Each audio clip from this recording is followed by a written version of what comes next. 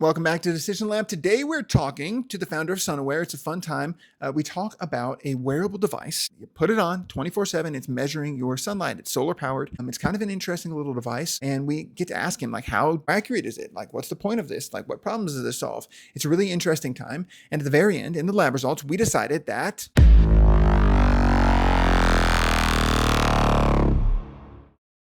what up, everybody? We're back for another round of the Decision Lab. Today, we're talking to Sam Welten. He is the founder of something called Sunaware, which is a really interesting device that we'll talk more about nice here. To meet you. Sam, welcome to the pod.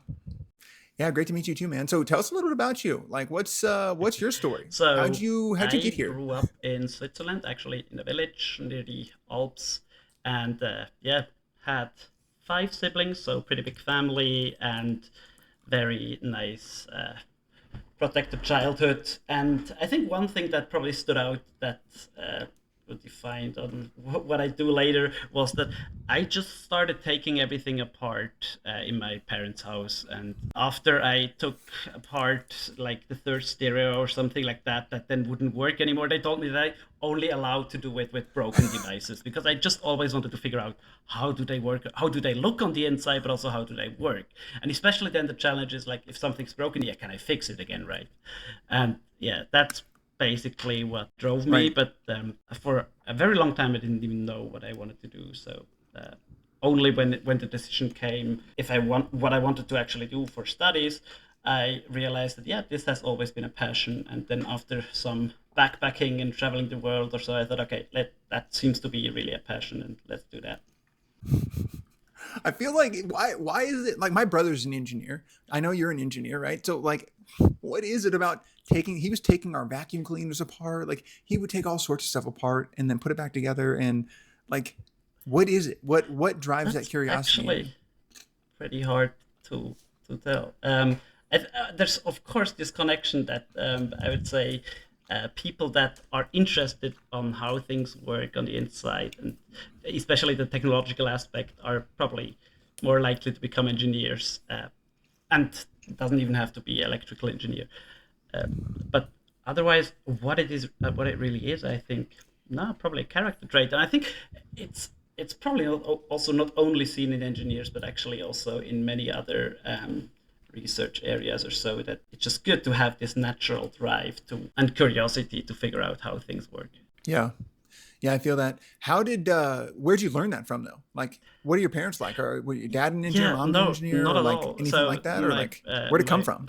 My father's a priest, a very different skill set, of course. And my mom worked actually with handicapped people. So I don't know. I think it was just really maybe the environment, maybe a little bit personality, but yeah. That's interesting. And you not only are a electrical engineer, but you got a PhD in engineering. Is that correct? What does that even look like? Like, I feel like a general PhD, because my background's brain science and biological science. So you do a PhD means you do a dissertation, you're doing research, you're testing things. But like, if you're an engineer, in my head, you're building things, or you're like, you usually are. What's a PhD for an engineer really, look like? The thing is, for me, it was more about the decision, what do I want to do? And I was basically doing my master's studies at ETH Zurich, and they just had a very interesting lab, or actually several interesting labs there, that just try to develop and research new applied technologies. And it actually goes from the very theoretical work, basically laying the foundations for even new computer science algorithms and everything, to then really practical stuff of trying, okay, how can we build this? How can we make this more efficient or so? And for me, I was really lucky to find a professor who basically told me, we'll figure out what you do, start, and you can try to do stuff, basically build new things, because I was already interested to figure out what is possible with the just emerging technology of smartphones that was then everywhere, and people had sensors in their pockets, and now your phones were very powerful and could do things they couldn't do before. And for example, that was completely a completely different thing, but we started calculating music similarity space, where you try to figure out how similar to each other are certain artists and songs, so that you could make smarter features. Like, make me a playlist that goes smoothly from this song to this song through this space. And it basically, each song is similar to the previous one, but at the end you end up somewhere completely different. And or like a smart shuffle that actually recognizes when you skip something that you probably want to exclude that a certain area of music styles of your music collection, and then just try to circle in what you actually want to listen to. And basically that was it. So we just tried to create new user experiences, new things that you could do with sensors, new ways to combine it and stuff like that. Yeah. Dude, that's what I always hope is happening whenever I am listening to music. Like I don't know if the algorithm gods are actually listening in that way, but I just, every time I skip or dislike something, I'm like, please just know what I mean in general. And I think I do this. That's what we're all hoping for with these technologies, that they start to learn what we actually want, but I think we're still far from it.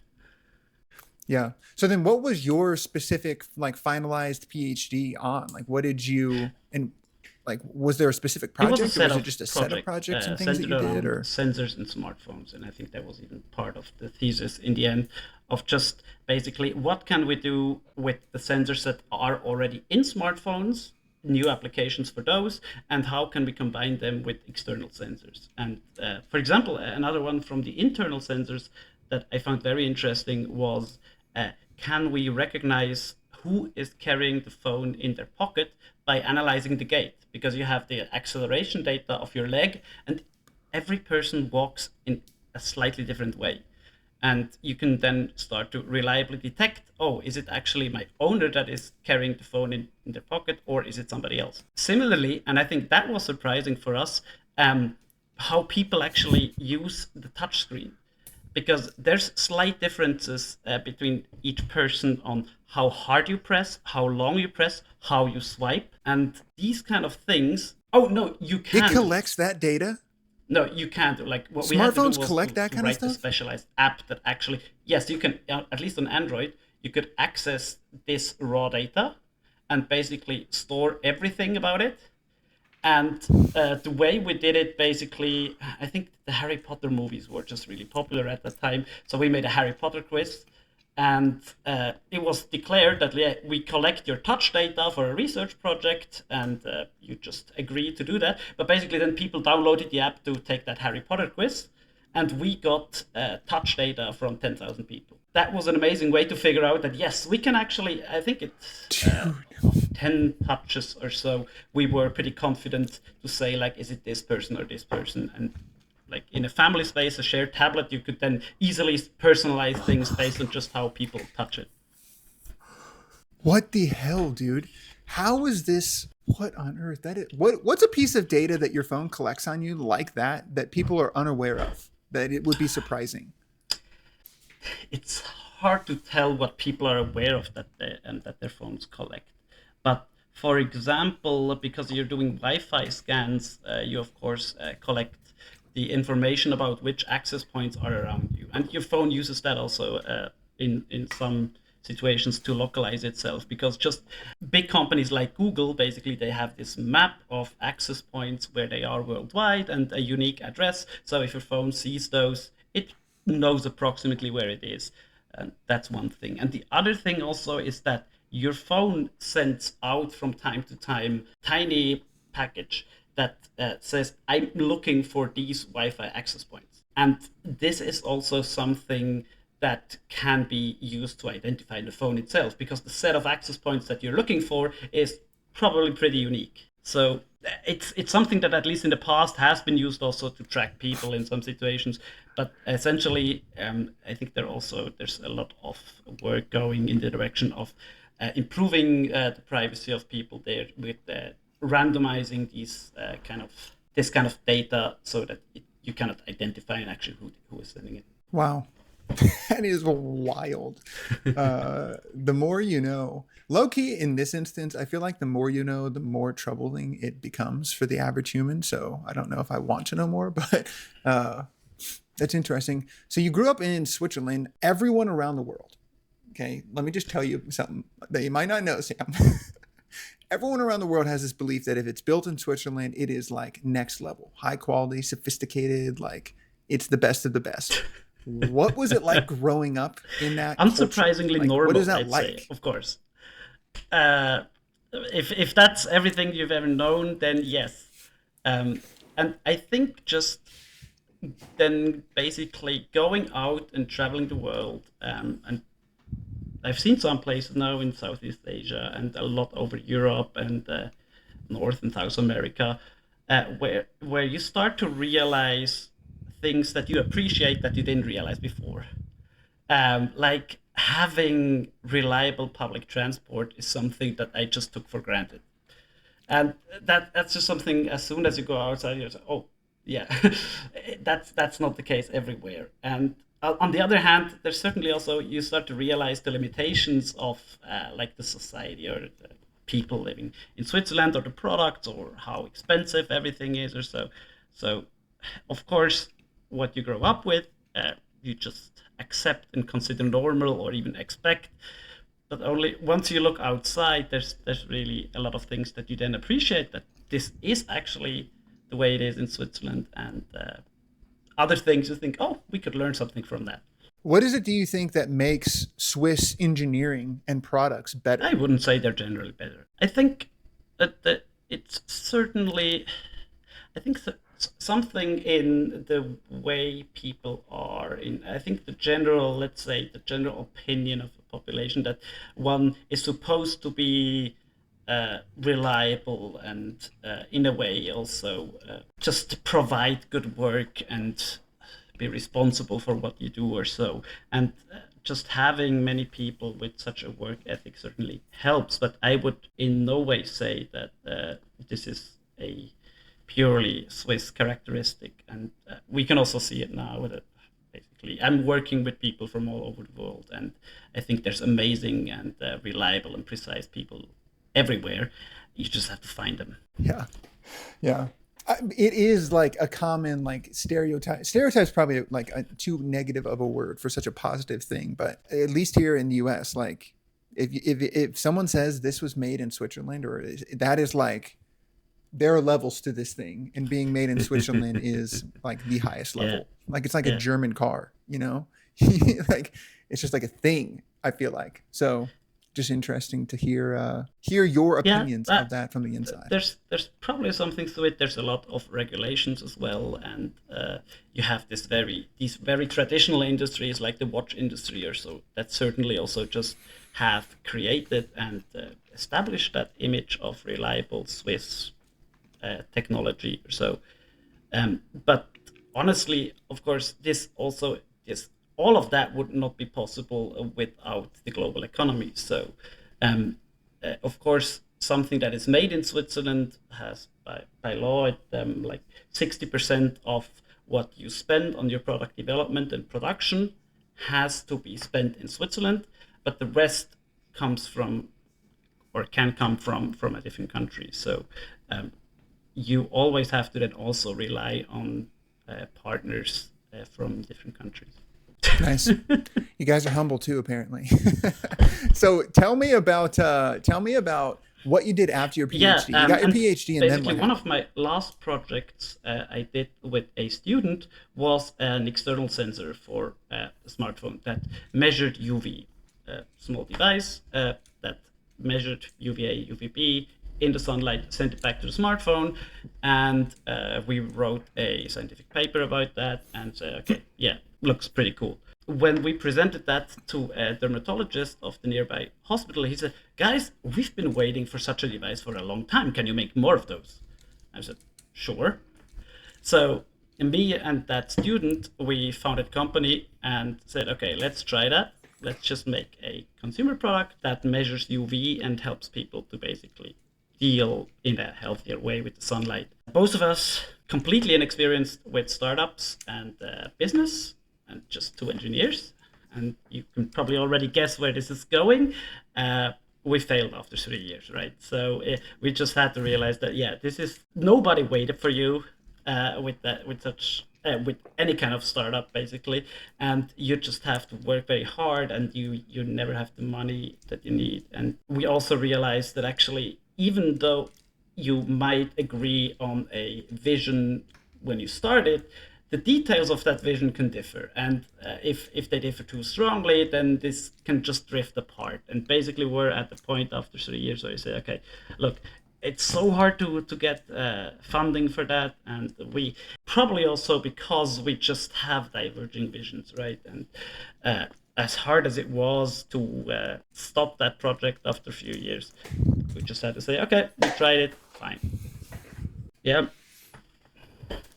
What was the diverging vision? Was mostly then, are we making a product for consumers or for researchers? Because there's certainly a market for in both areas, but the requirements are very different. Got it. Okay. So there was the failure, yet here we are.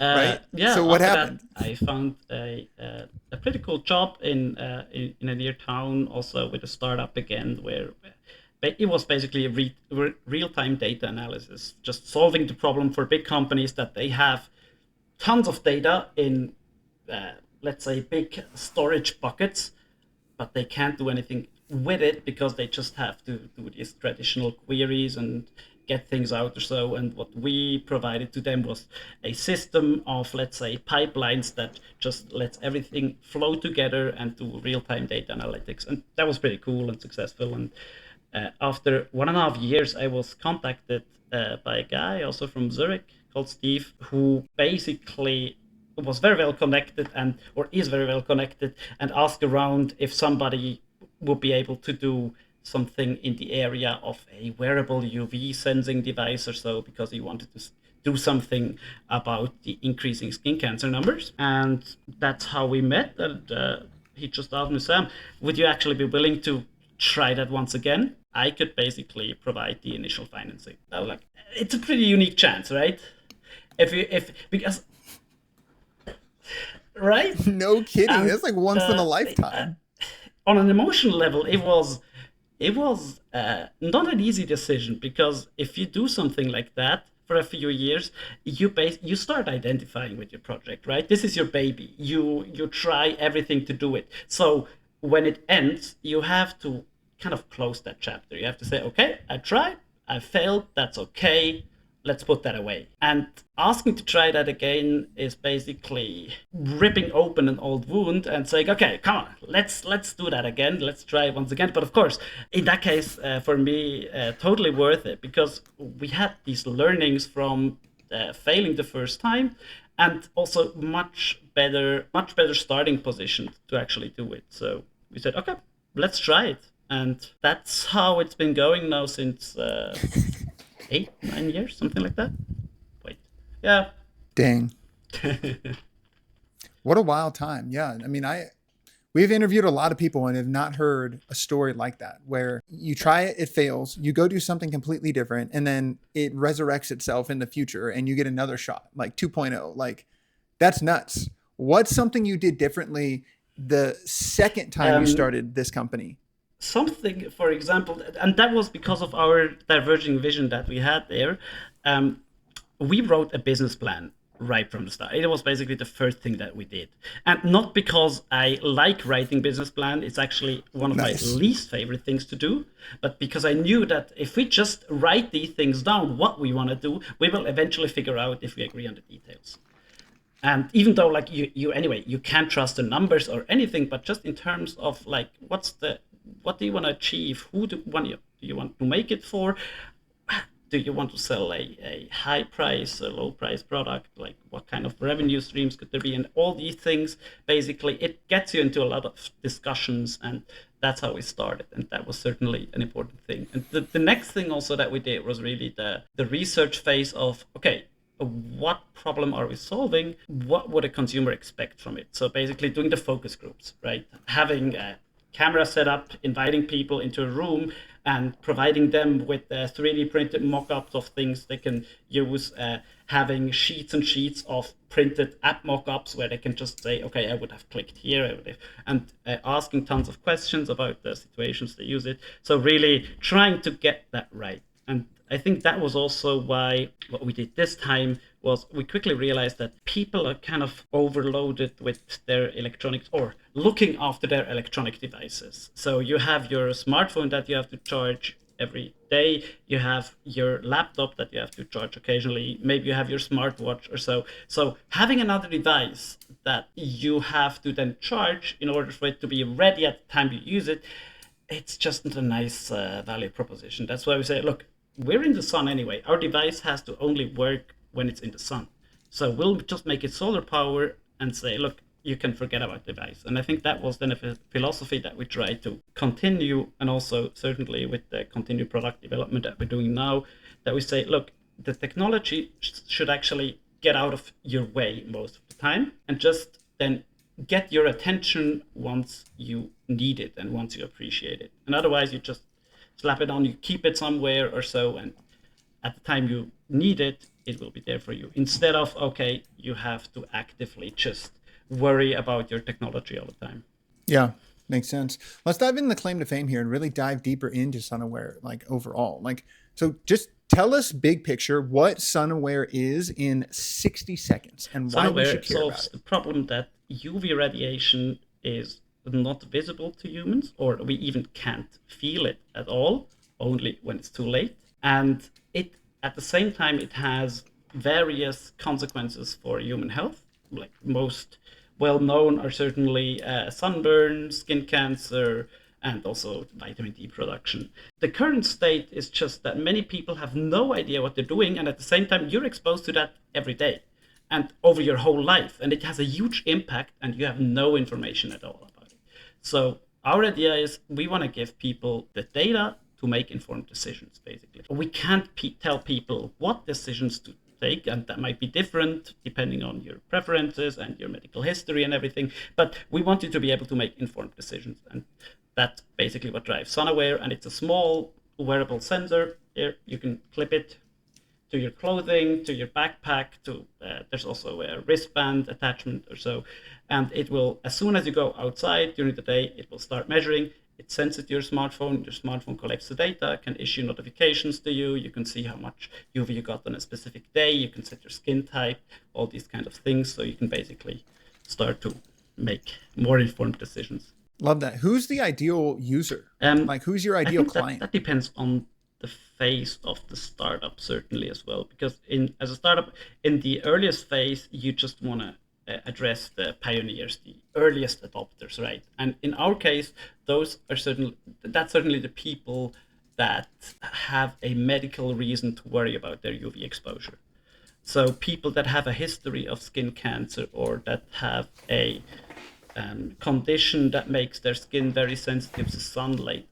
There's actually quite a few of those where the too much sun can then lead to itching or even burns or stuff like that, where what that does to the psyche of somebody is really that you get such an ambivalent relationship to the sun, because on the one hand you still like to go outside, right? It's just so nice to be outside on a sunny day, and you don't want to be the guy that is just never outside during the day because you fear what the sun could do to you, but you just have nothing that tells you how much you got, or even to say how much more you would get, or how much longer you could stay. And I think for those people, I think we add the most value at the moment, because for them it's really more a peace of mind thing, that they have something that quantifies it and just basically lets them judge better when to go outside and when not.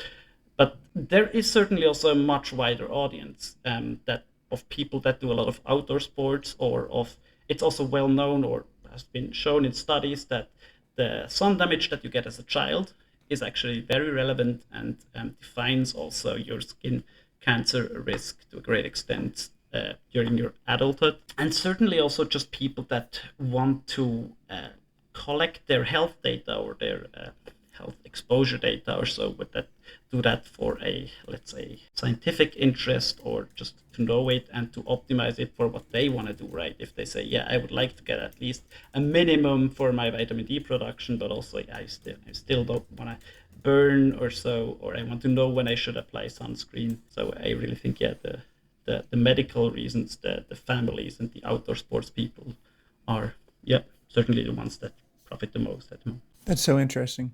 I have a wild question here. Because one of the first things I thought about here, okay, are people that use tanning beds, right, to get tan. could hypothetically, and I don't know the different like I cannot remember the different types of UVB, UVB, or UVA, UVB, all the different stuff or whatever, and what a tanning bed is. But hypothetically, if somebody wanted to use a tanning bed, but didn't want to get too much UV where it's damaging and hurtful and like bad for them, could they have a sun underwear with them in the tanning bed to like kind of track how much or how little they need? Yeah, I do. Or I don't know. I would say Do you understand generally what I'm no, saying?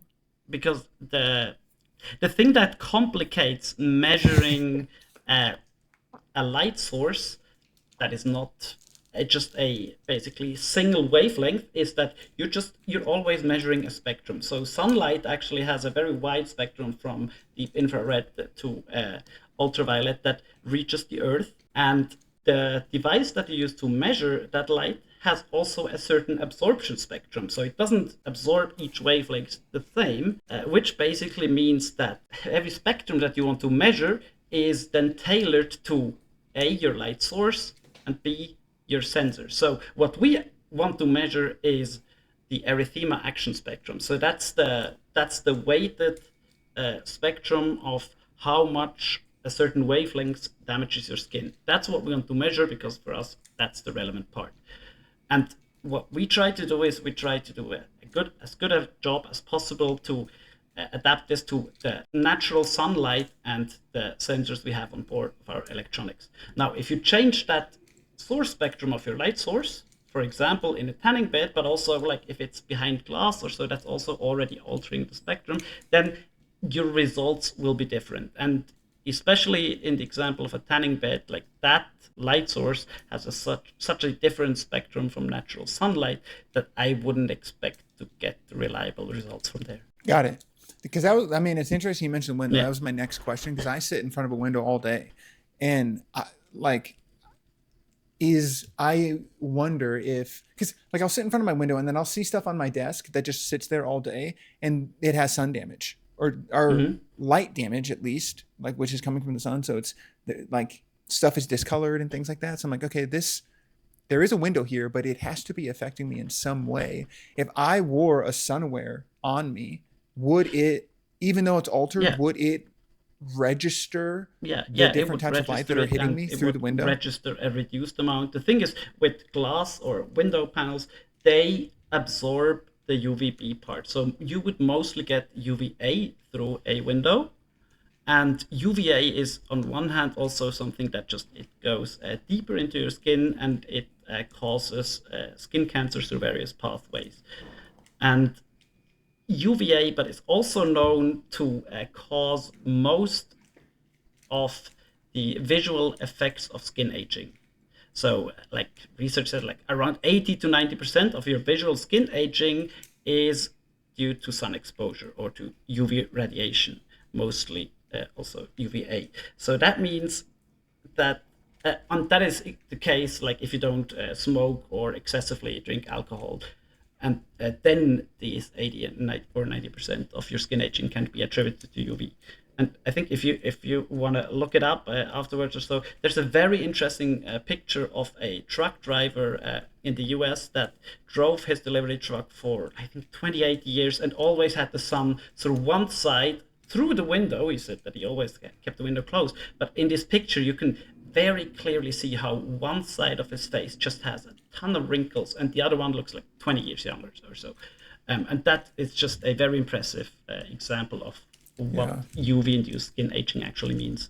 Got it. And so then your device measures all of these things, or what is it? Which of these is it measuring? The UV index, which is basically that weighted combination of UVA and UVB based on how much they damage your skin. So there's UVA in it and UVB. Got it. So if I was wearing it in front of this window, it would be potentially telling me, okay, you're getting a ton of UVA, but you're not getting a ton of UVB.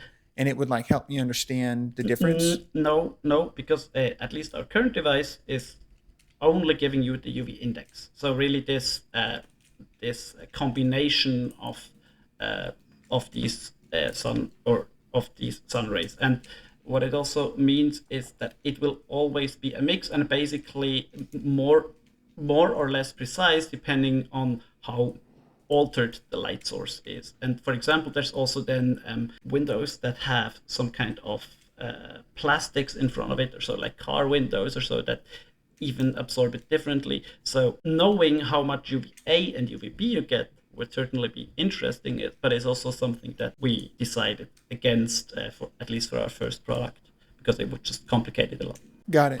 So it sounds like it's really made for outside, under direct sunlight. I mean, also and like measuring outside that in the shade is specifically. fine as well, right? I mean, and because that makes the biggest difference, right? If you're exposed to direct sunlight or in the shade, that is just can basically make a big difference on how much UV you absorb in the end. But it's really meant to be used in the outside, and there's certainly some limited applications also on the inside, but the sensor will also turn off after some time if it doesn't get enough light, which is the case for most indoor situations. Got it. Earlier, you mentioned that there are research applications to this and consumer applications, and that was kind of a fork in the road for you guys. Why do you decide to go the consumer route instead of research route? Because I think one aspect that really drew me towards the startup world during my PhD was really that you develop all these amazing applications and show that, yeah, we can do that. Then you write a paper about it, and then you put it in a drawer. And that's basically it for most things, right? And that can be really frustrating, because you think, oh yeah, that would have been cool to follow up on or so. And the decision to make a consumer product really came from okay, we want to get this to as many people as possible, and just have something where we can also try different routes and have different customer groups or so. So for me, really, that is the appeal. Yeah. Got it. And going the research route, there's not as much application or testing that you can do. Yeah, no, for sure. The research route then boils down to precision and data storage, and basically providing that data access, and it may be so on the web or so, but on a really technical level, and tons of calibration and material certifications and stuff like that. And whereas the consumer area really gives you more the opportunity of figuring out, okay, what can we do? How can we help people actually to interpret the data? And even though we are explicitly not providing a medical product, that's something that we clearly say, no, or SunAware is a lifestyle product. It should give you information, but it doesn't give you medical recommendations or diagnosis or so. But we want to figure out which information people need to actually make better decisions, or what is actually helpful to them, what kind of alarms that they want to set. So day to day, what does this look like for someone? They put this on, they're wearing it. What data is it giving them? What notifications? How does it change their behavior? Yeah, what does it look like day to day? Then really depends on the customer type. So we have people that and that is also very rewarding. People that write us back and say, hey, this has changed my life. This is so amazing. And it's usually people that use it for medical reasons or so. They wear it every day. Some made special adapters or so.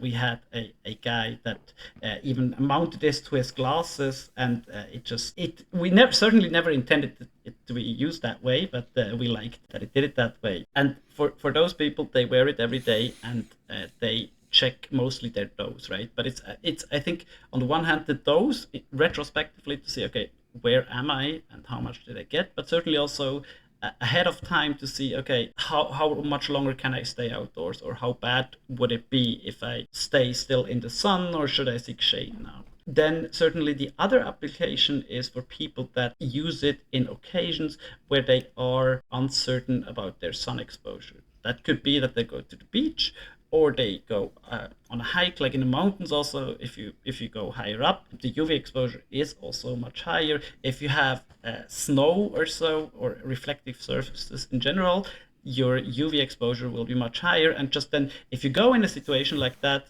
then they wear it. But if in their everyday situations, like going to and back from work or so, they don't use it. And what the type of notifications that you can set in the app. So first you configure it to your skin type, like we ask a few questions so that we can get an initial guess of where you are from 1 to 6.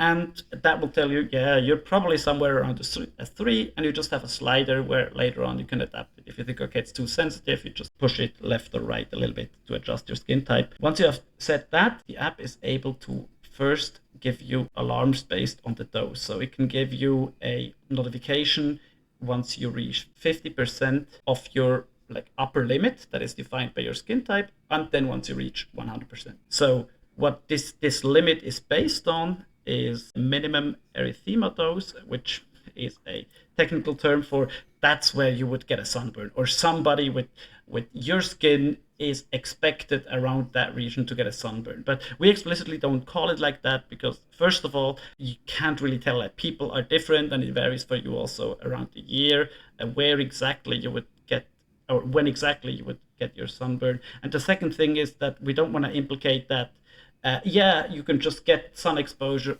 up to 99% and then everything's fine, right? Because the damage also occurs already below that. So that's why we don't call it like that, but on a technical level behind it, it is based on that. And the second type of notification is based on the intensity of the sun. So if you go outside, let's say for lunch, and you sit down, and then your sun aware tracker realizes, okay, given the exposure that you already had on that day, you would, and the current intensity, you would probably reach your limit in 20 minutes. That's also when we issue a notification, basically based on the intensity, and say, hey, don't you want to seek shade or apply sunscreen? Because if you continue that, for 20 more minutes, you'll reach your limit. And the last one is the sunscreen reapplication reminder. And that is based on if you apply sunscreen, that will wear off after like 2 to 4 hours normally. You have to reapply it. And that's also where we can use it, because you can enter it in the app, first of all, what SPF of sunscreen you have applied. And then the app will take that into consideration when calculating your UV dose. And the second effect it has is then just after some time, it will send you a reminder. It will actually check, are you still in the sun?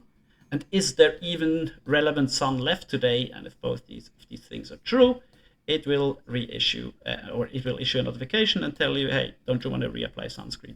Got it. Interesting. And does this data integrate with anything? Like, for example, I have like a Hydrate Spark water bottle that tracks my water, but it integrates with Apple Health, and then Apple Health pokes into my Whoop data. And so then every day in my Whoop journal, I'm getting how much hydration I got based on my water bottle, for example. So does SunAware do something like that to where I can start to aggregate data? No, do you guys we don't want to be that aggregator? Yes, the answer is twofold. If you get the app from the App Store, it won't do it. But I already have it. So complicated way to say, like, yes, we're working on it.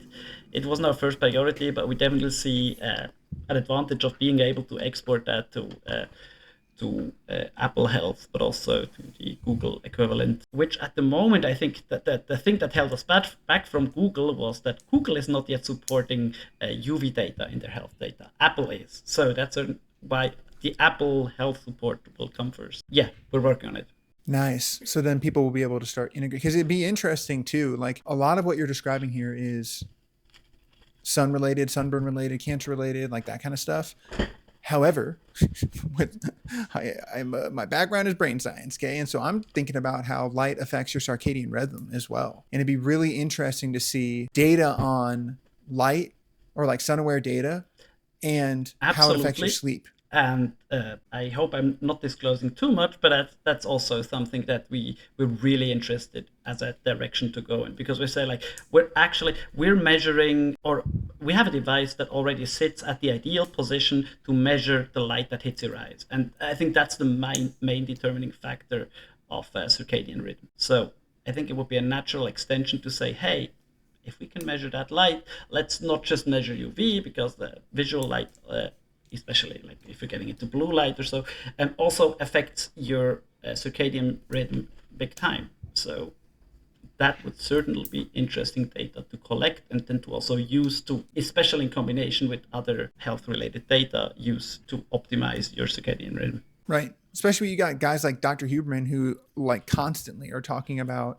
get light in your eyes in the morning, get light in your eyes in the morning, get light. Like, he's saying it all the time. And it's like, okay, am I getting enough light? Is it, if I'm getting it through a window, is that good enough? Is it need to be direct? Is it like, what, is it working? Do I need more than the average person? Like knowing all of that personalized stuff about that general advice to get light in your eyes in the morning to reset your circadian rhythm Yeah. would be No, so I agree. clutch. I want to have it. And believe me, it was always, or that's the cool thing about working at a startup. If you want to have it, you can try to build it, right? So how do you guys, what's the validation or like testing process? Like, let's move into the lab here. Like, what is your testing process for this kind of stuff? Like, how do you know X amount of sunlight exposure creates sunburn in Cody, but not in Sam? Or like, what's the validation and science behind a few that? aspects behind that question.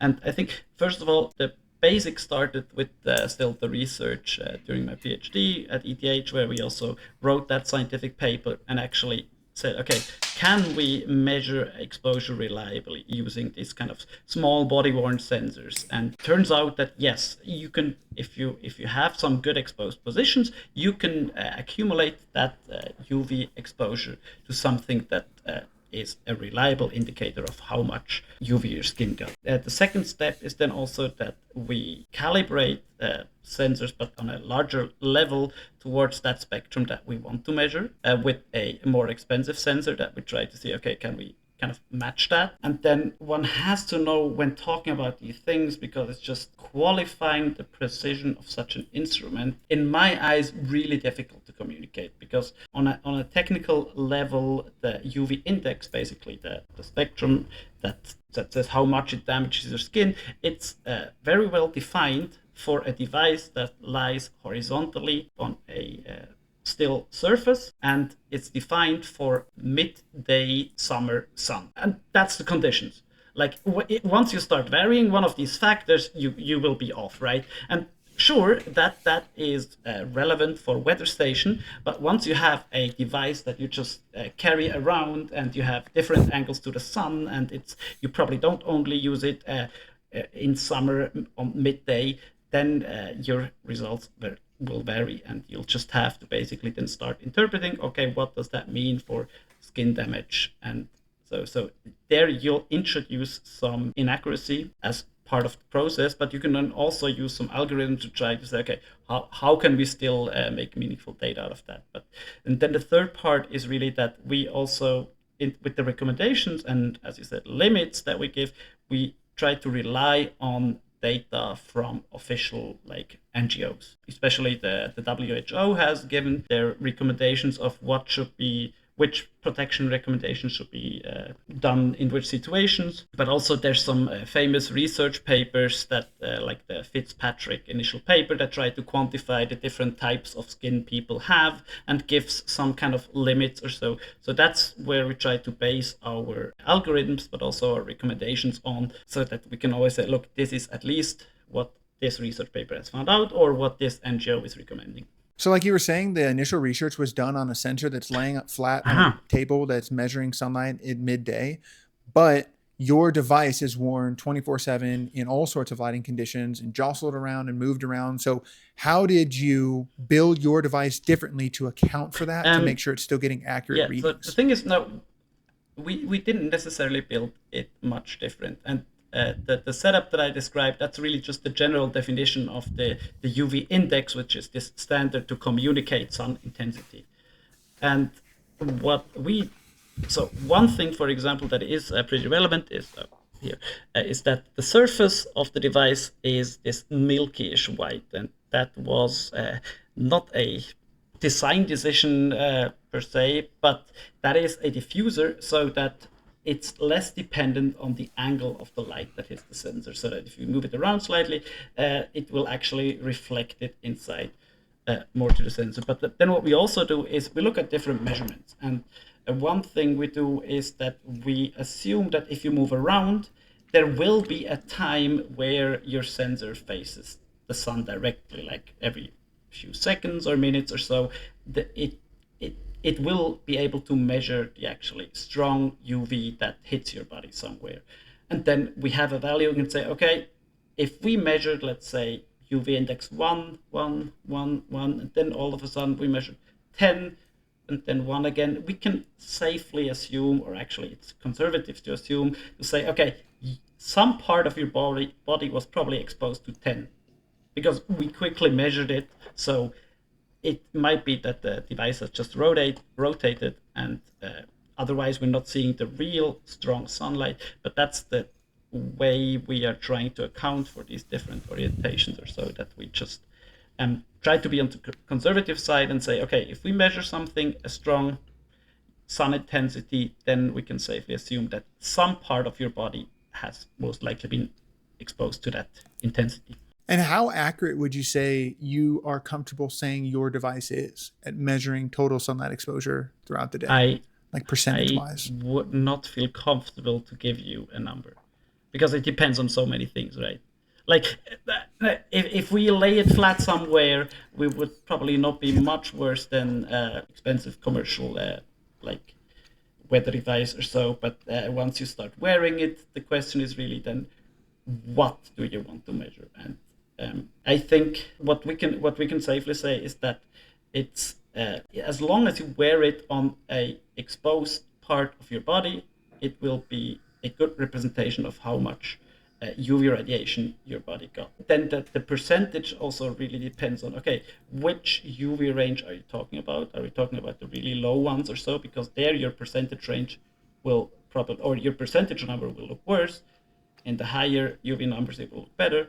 If the sky is cloudy, you get a different sun spectrum, so you'll have an additional small, but you'll have an additional error there. So what we say to those, and I think it sounds like cop out, but what we say to people is really just, I mean, you can try it, and it's really, it reflects your exposure well, and also it's certainly for like most of our customers, it's really like, it's better than what they had before, and because you get your sun exposure. Like if it's now 10% off, and I think that's within the realm of possibility or so, then it's still better. You get more information from it.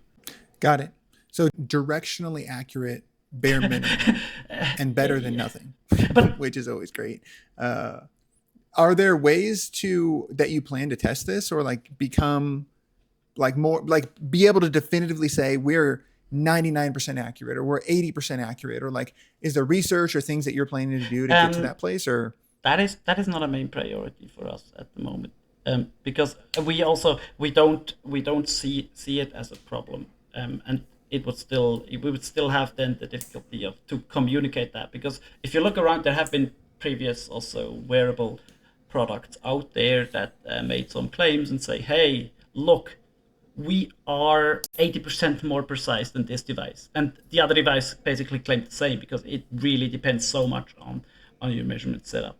So, and just for as a information, one reference device that we have now is a big thing that you can plug into a PC or via USB like this, and it will record the UV index. And this device came pre-calibrated from the factory, so that in a way that it is has a error of an average error of 5% during summer midday sun, calibrated for at the point of production. And usually they recommend that you recalibrate it after a year if you want to be safe. And that device cost us over $600. And that's the type of devices you get out there. So this is a, let's say, medium cost, medium precision device to have as a static measurement device somewhere. And all they gave us really was this, it was 5% the time we tested it during summer midday sun. And you'd have to redo a calibration. So I know it's not satisfying. It isn't for me, but it's also it's just not an easy problem to solve in general. Hey, no, I love it. You guys don't make claims like that on your website, where some companies do. So that's a big step forward. I do appreciate that. Are there any other things you do to increase the accuracy in like all conditions? Like the diffuser is something you mentioned. It sounds like there would need to be some type of like AI or algorithm based, at least some ML stuff to help with some of these alternating conditions. Like what other stuff do you guys do that people might not be aware of? Yeah, I probably don't want to disclose all of that or so, because at least at the moment this is also something that we're but Fair enough, yes, there's certainly more to it. For example, for example, with the sunscreen, where you say, okay, this wears off after some time, and especially when you go swimming, when you're in the water. And so for us, we thought, okay, it would be actually nice to detect more or less if somebody has been in the water with their device. And turns out with the sensors that we have inside, something like that is possible. If you think of the situations where you go into the water outside, the water is colder than the air temperature. So we have a small temperature sensor inside. So when the temperature drops significantly, but we still get UV, we know that we most likely have been in the water. So it's safe to reapply your sunscreen notification earlier on, because we think, yeah, most likely they were in the water. Similarly to when the device actually gets very hot, we think, okay, the person probably has been sweating. Also in that case, it makes sense to issue the sunscreen reapplication notification earlier. But I think there's certainly also Damn. Yeah, so but there there's are also tons a of other lot little still to do, variables, right? As you mentioned, you can take many other aspects into consideration, and if you combine it with other sensor data. So for example, we don't use your location. We use your location to get UV forecasts. So we just query the UV forecast API to see, okay, what can you expect during that day? But otherwise, we don't use it, rely on the sensor measurements. And that's actually also something that I probably want to communicate, because with Apple apps and Android apps, people have to give permissions always before they can use the app. And one of these very sensitive permissions is the location permission, and even more so the location in background permission. All we use that location for is really to fetch these forecasts. But on Android, for example, if you want to be able to detect Bluetooth devices, you need that location permission. And that is something where we just basically have to explain to people that, look, that's what we use it for. And what I can say is that your location data that we get and we use for that forecast, it never leaves your phone. So we are not collecting it.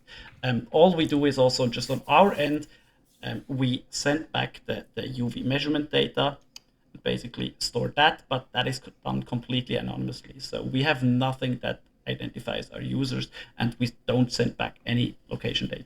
Nice. That's good to know. That's good to hear. Heard it here first, people. Let's move into the skeptical buyer portion here. I'd love to kind of understand what some of the biggest criticisms or skepticisms that you have gotten from people who kind of hesitate to buy SunAware. On various levels. So first of all, in my mind, the product is too big. Like, it's too big, too obvious, or at least bigger than it would have to be.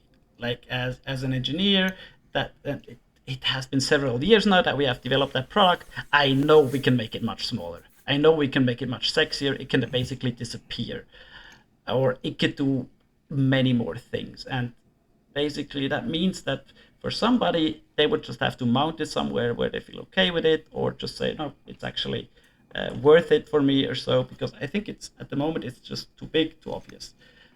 One other restriction that we have is that it stops working like at some point late evening, or when you're not late evening, like let's say 6 p.m., 7 p.m. or so, once it doesn't get enough light anymore, or also after a few minutes when you step inside. But then you have these situations like behind glass or in your office where you would actually want to get that data, but you can't because you don't get enough light. So I think that's also something that we could certainly improve. And on the hardware end, we still had some issues that some of our devices were not fully waterproof, because what we want to have for people is a device that they can just take swimming. Basically, they don't have to worry about it, really, that they can just use it in their everyday life and the device will still work. And what we're doing here is we're laser welding these plastic parts together, and in the beginning we had also more problems that some of these devices were not completely waterproof. It's an issue for the customer at first, because of course it's very disappointing if then you have water in there. But we know it's our mistake if that happened to somebody, and we always replaced a device where water got in or something like that. Probably the last part is something that we can work on, but that's More so on iOS tends to just stop apps after some point if they weren't opened. For how long that is, it depends on the user and the phone. But then the expectation of just having your device around you and not worrying about it, and then just after X days, you would be in a situation where you have too much sun, and then the notification doesn't get triggered because the operating system has just terminated your app in the background. That is, of course, disappointing. And that's also something where I think there are solutions for that. This at least also happened to some customers. So I would say those are things that we certainly are working on improving. Yeah, that would be a pain in the butt. I use a lot of these types of apps, and that is something that is a challenge. Like the 6 app uses biometric data from like a Whoop device or an Apple Watch, and it works in the background as well. And they figured out how to keep it on in the background. However, when it's on for 300 hours and it blows through my battery, I'm just like, what the hell is going on here? And so that's a challenge that they kind of face as well, that I feel like everyone is kind of struggling with. Though it does seem like Apple is working, at least Apple, I don't know Android as much. It does seem like they're really interested in this health space. So I feel like they would maybe on an OS operating system level, like create some patches for companies like yours to help with this, because they want the data in Apple Health. So I feel like it'd be advantageous to them to help you. I would agree that there needs to be a solution for that, because there are many legitimate reasons why you want to have an app constantly running in the background if you trust it and if you want to have whatever this app provides. And I think that the perspective from these big phone providers is, of course, on the one hand, they want to protect people from apps that just want to run in the background, even though the user is not aware or even doesn't want it, and they want to protect the user in that sense. And on the other hand, yes, they also want to have a phone with a good battery life, and the more apps you have running in the background, just in general, the shorter your battery life be, especially if it's an excessive and each app can access it. But yeah, I hope they come up with a good solution for that is transparent. Yeah, dude, me too. That'd be so clutch. Like one on a user side, like if there was a way, if I could on an Apple OS level as a user say, okay, Apple, here are the things I agree to and don't agree to as far as my data and all of this kind of stuff. And then the Apple OS can interact with your software, like your app or whatever. And you can then come to the OS and be like, okay, here are the things I need from the user. Does this user agree or not agree? And Apple's doing that for me, or that operating system is doing it for me. And then that would just make it so much more clear for me as a user and you as a company. But it's not an easy problem in general. So. Oh, no, I know. We're in our armchairs here telling Apple what they should be doing, but fair enough. Let's talk about the next frontier. Speaking of this stuff, what's on your guys' roadmap? At least stuff that you guys can talk about. What's product roadmap? Making it a little bit sexier sounds like one, but what else? As we quickly touched before, we want to measure more parts of the spectrum to go in the direction of the circadian rhythm tracking, or at least being able to make to help in these areas or to collect data in these areas. And that, of course, requires a device that is able to run not only outside, but also just basically the whole day. And at the same time, and I think that's also part of this bigger, let's say, vision, is that I think we can make devices that will be solar powered, or not only solar, but light powered, and can measure data constantly. And that's, I think, also something that offers a lot of new possibilities. If you can have small sensing devices that you don't have to charge, and that will just be in somewhere on your body or around you and measure some important data for you. And I think the generalization of that concept is also something that we want to work on and provide exciting new devices. A different direction is then really also the part of how small and integrated can we make it. And that is not the same as the thing that runs 24/7 and measures even more things, but really how small and integrated can we make a device? Like, can we put it in the button of a baseball cap on top? And I also think that that's a big opportunity, because it will allow to make products that disappear even more into your everyday objects, but can offer smart assistants, so that maybe in, 5 or 10 years, you'll have sensors all over your body, clothing, bags and everything, and you don't mind, right? And your phone will just connect to them and collect the data from where it wants, and you get the information and recommendations when you want them. That future cannot come fast enough for me. I am very excited for that. In relation to the future of Sunaware, do you see yourself as a standalone company, or do you want to be integrated into like a Meta smart glasses or a Neuralink or a Whoop or like your technology? Or how do you see yourself? Like, do you see yourself APIing into these things or being bought by something and then integrating your technology into it? Or like, what is your perspective as a founder? There's many possibilities, and it's unclear to me which which way we want to go and which way is even open to us. Um, there's certainly applications where we can bring more to the table than others. So just considering the, let's say, the solar powered, really low energy technology that we developed and are using can be very attractive if you want to, like, let's say, integrate it in a cap or so where you don't have a battery. But on the other hand, if you're already wearing smart glasses that have a big battery inside, then why would you try to do something? Or why would the technology that we can adds less? And I think that's really, it depends so much on the application if an integration on a hardware level even makes sense. I think there's quite a lot of interesting collaboration possibilities with tech companies, but also with companies that deal with products in the sun. So let's say sunscreen, sunglasses, or so, that where both companies could profit, where we can actually to help a more interesting product or a more advanced product, and they can get data, for example, on sun exposure of the customers, or the customer can actually see that. So I think there's many potential collaboration possibilities there. I really don't know where it goes. For me, what I would hope to have is just an amazing job where I can keep on tinkering and developing products and making cool user experiences. That's what I hope for. That the rest is basically we'll see where it takes us. Is it with Sunaware forever, or do you have any wild ideas up your sleeve that you're kind of like, oh, it'd be interesting to explore a technology in this area, or like anything that interests you or you're curious about? Yes, of course. There's. I really wonder how the whole AI or LLM technology will develop.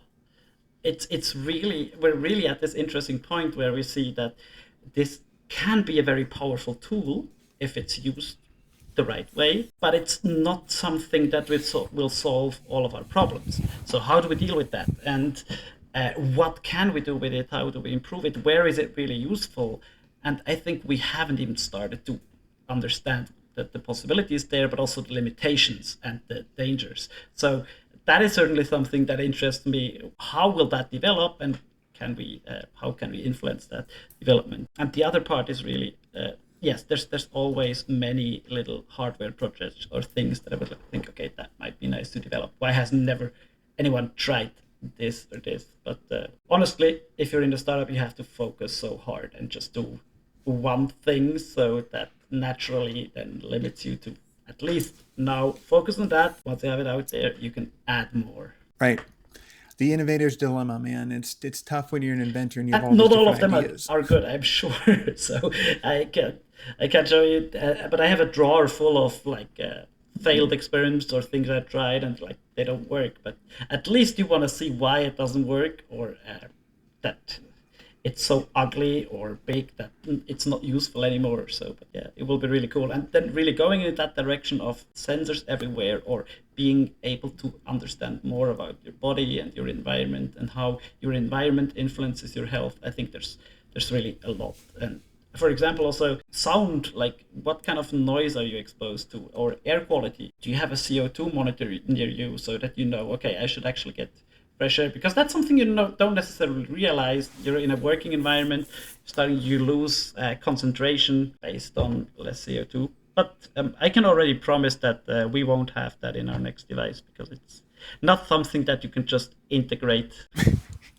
That's interesting, though. I didn't think about that. A sound, CO2, like there's just so many little tiny things that could affect so many other things because we're such complex biological machines. Like having data that can, or a device or multiple devices that can collect that stuff is so interesting. Oh yeah, Just thinking about all of the applications now. Like even like, dude, like no, imagine having. we haven't even touched on You go. serotonin. Not that I know a lot about it because I don't, but I know that light, bright sunlight hitting your eyes is also connected to actually a release or production of serotonin or so. So it's certainly linked to your well-being or happiness or so. Many of these areas, the research is also still missing. So that's something that I'm also excited about, that we are now starting to collect or collecting relevant data on a global health phenomenon, right? This UV exposure that leads to so much skin cancer and but also vitamin D deficiency or so. There is just no large scale data about that global health phenomenon. So I think that's also very interesting, that what we can do then once we start to collect more data about humans and their environments, how we can better understand how these conditions are caused. Yeah. Yeah, I agree. Data is definitely something that we need more of, for sure. All right, cool. Let's bring this in for a landing. The last section of the pod is something we call the lightning lab. There's 2 questions we ask everybody. The first one is from us. The second one is from a previous guest. And the one that we have for you is actually just perfect because it's another wearable device company, or from a founder of a wearable device company. But the first question that we ask everyone is, what's a question that you wish more people asked you? Oh, wow. I'm not sure I want people in general to ask me questions. We get this reaction every time. To ask me more questions. Seriously?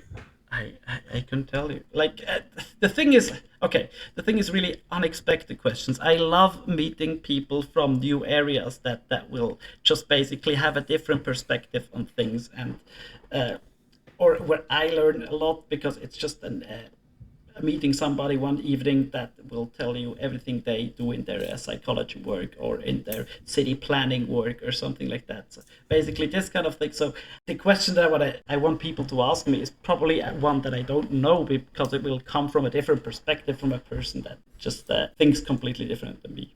Got it. So a question that would cause you to think from a different point of view, essentially. To get an understanding also from these different perspectives, and to see like how, like when it's relating to, for example, sun aware or sun exposure, how does somebody with a completely different background even see that product? And basically their question will show a little bit of their perspective, their background, and how they see it. So I think these kind of questions are interesting. Have you been asked a question recently that you were kind of like, whoa, this really shifted my mind, or changed your perspective? It's hard to tell. I'm sure I did, but I don't think I can come up with that right on the spot. Yeah, no, I think it's more about information that you get or so that will then raise questions inside of you, where you think, okay, where is this going? Where is this development going or so? And I think something that I just thought of today while reading an article was really about this. Like, how big is the AI bubble? Because in my mind, I'm fairly certain that it's a bubble like the .com or so. And I'm also convinced that there is a sustained use and usefulness of AI. But how these technology trends, at least in the recent years, developed is just like they're hyped. Everybody wants to do everything with them, and then the bubble bursts, and what's left over is actually the useful stuff.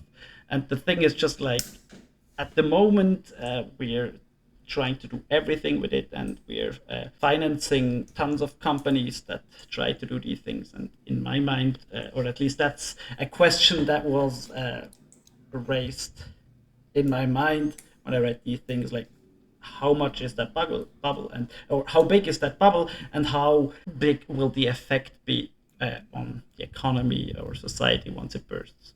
Yeah, my perspective is, I feel like very similar to the internet, like bubble, if you will. Like, you would never say that, oh, I am an internet company. No one says that today, right? Right now people are saying I am an AI company. I really do believe it will get to a point where it's less, I am an AI company, and AI is just a part of every single company, just like the internet is a part of every single company. I think that's a very good analogy. If you know what I mean. Yeah, I think that's where we will land, because all the craziness right now, saying your product is AI gets you money at the current moment, but eventually it's like, yeah, it won't even matter, because it will just be assumed it's there. So I think that'd be interesting. All right, the question that was left for you is from a guy named Tadas. He's from Tavo. They have a silent alarm that you wear on your wrist that wakes you up at the exact moment, the perfect moment. So when you're in light sleep, it's really cool what they do. And the question that he left for you is, and he brought his out of research as well. That's how he developed his product. It came out of research. So you guys have a very similar founder story as well, just in different zones. But the question he left for you is, why do you currently do what you do? Not why do you do it from like when you started? Why is it what you currently do? The reason today that you do it. What is it? So let's first say on a day-to-day basis, even to give a little insight, what I'm currently doing is we are just starting in the Australian market. So as a hands-on founder, just yesterday I went to our office and I packed a big box of sensors, filled out customs declarations and everything to get devices down there, because we're starting to sell and we're seeing that people find it useful down there as well.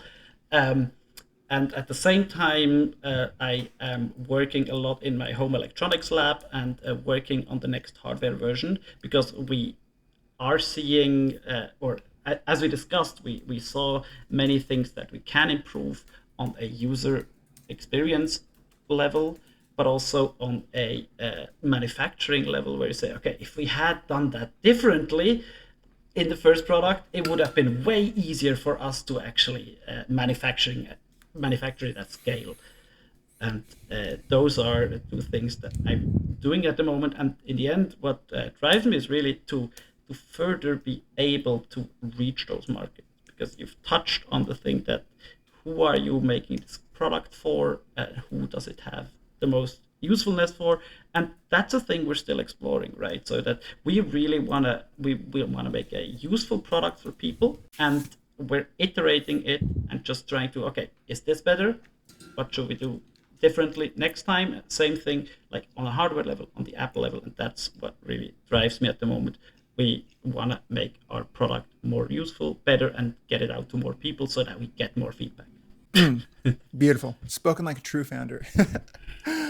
Okay, cool. What's the question you want to leave for our next guest? You don't know who they are, but they're in the health and wellness space. What's a question you want to leave for them?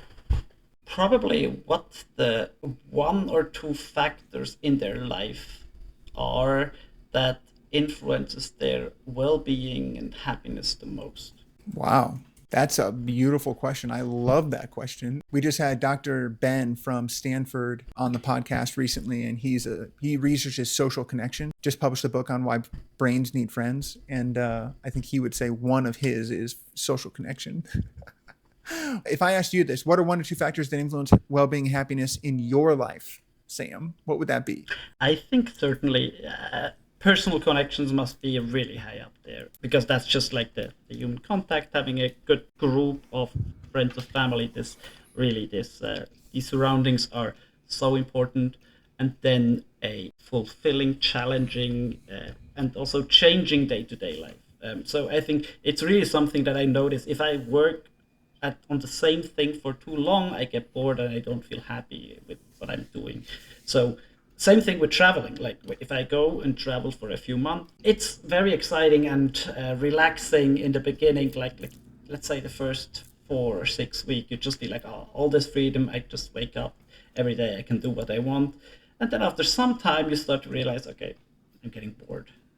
I want to work on something again. I want to build something. And basically having that change, I think having this exciting and changing life and having all of that in an environment of loving good people around you is probably what makes me happy or keeps me happy. Boom. Beautiful. I love that. Cool. All right. Well, thank you so much for hopping on with us today. Is there anywhere you'd like to point people specifically or anything you'd like to leave them with? If whatever we are doing or what I've described interests you and you want to see it, read more about it, or even buy it, you can go to sunaware.com. And I've received some criticism for the brand being hard to spell, or because it's a play on words, so it's SUN-A-WEAR, like wearable. So it's sunaware.com. And I just discussed it today with our marketing lady Liz, that we should offer a discount code for people on the podcast, so if it's okay. And the one I suggested, she said, Sam, that's way too cheesy. Okay, our discount code that you can use, I don't know for how long she said it, but it's We Love TDL. So we love the Decision Lab. If you enter that, yeah, it's too cheesy. Yeah. All one word. If We you enter love that, you TDL. get 10% off. So if you decide to get one, and of course, try it. I if love you don't it. like it, send it back to us. Hey, I'm here for it. Cool. We'll put that in the description. We'll put the link to the website in the description as well. So hell yeah, cool. Thank you so much for taking some time here. Everyone, our audience knows we still have the lab results section for me to hop on and go, but we're going to say bye to Sam. So thank you so much for hopping on. Appreciate your time. Thank you very much for having me. See you next time.